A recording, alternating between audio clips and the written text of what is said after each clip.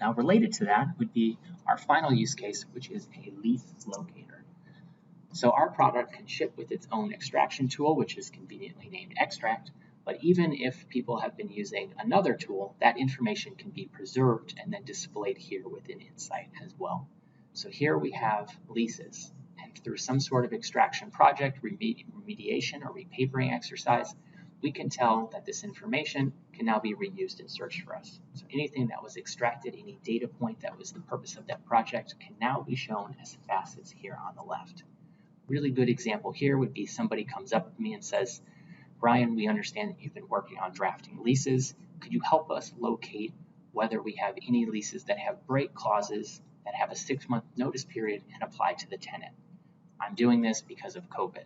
Now, when we originally extracted this information, we probably didn't have COVID in mind, but now here we are in 2020, and so we can use that data to quickly locate the documents that we need. I'll simply select break clause, yes, then I'll hit notice period 6 months, and then under applicability to parties, I'll select tenant, and our 40 results will go down to the precise 6 results that apply to those factors. I can see the other data points that were extracted listed here as metadata. And I could favorite this document or any other that appears to be right on point for this exercise. So when we started this exercise as a new attorney, I didn't really understand where to begin. I only had a lease maintenance obligation clause as a search term, but was able to surface a lot of relevant information under our search all, our search and find use case. We then uncovered a lot of helpful documents and found Logan Gaines as an expert within our organization.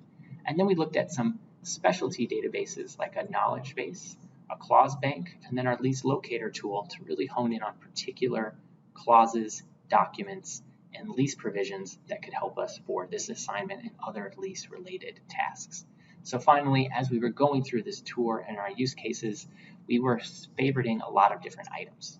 So here we are under our favorites tab, and everything that we've starred along the way is here for us. So as we were exploring and discovering relevant results, we can now see them populated here where they can be shared and referred to again later. So thank you very much. And if you have any questions, please reach out to your practice lead for additional information.